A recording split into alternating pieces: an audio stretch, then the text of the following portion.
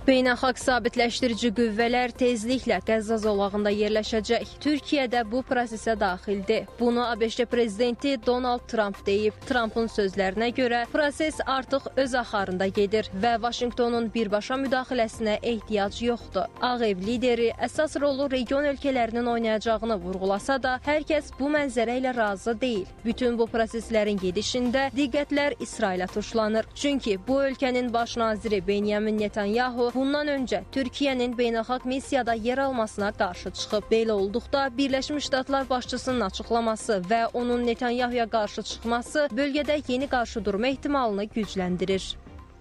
Hazırda hər şey yaxşı gedir, hər şey problemsizdir. ABŞ-nin müdaxiləsinə ehtiyac yoxdur. Görünən budur ki, mühüm ölkələr bu məsələni öz aralarında həll edə biləcəklər. Səudiyyə Ərəbistanı, Birləşmiş Ərəb Əmirlikləri və Qətər. Bu üç ölkə və onların arxasında, eləcə də yanında dayanan bir çox ölkə var. Türkiyə də bu prosesə daxildir. İndoneziya, İordaniya, Misir kimi ölkələr də var. Həmçinin bölgədən bir qədər uzaqda olub hadisəyə bir o qədər yaxın olmayan ölkələr də iştirak edir. Hər kəs bu prosesə cəlb olunub.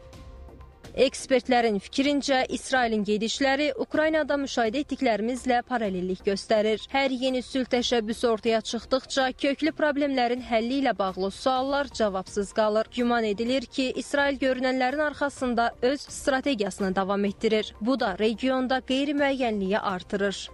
İsraildə gördüklərimiz Ukraynada gördüklərimizlə eynidir. Hər dəfə bu döyüşün sona çatması fikri yarananda sual verməlisiniz ki, bu münaqişənin əsas səbəblərini həll edirmi? Sözdə sülh planı olsa da, İsrailin başqa planları varmış kimi görünür.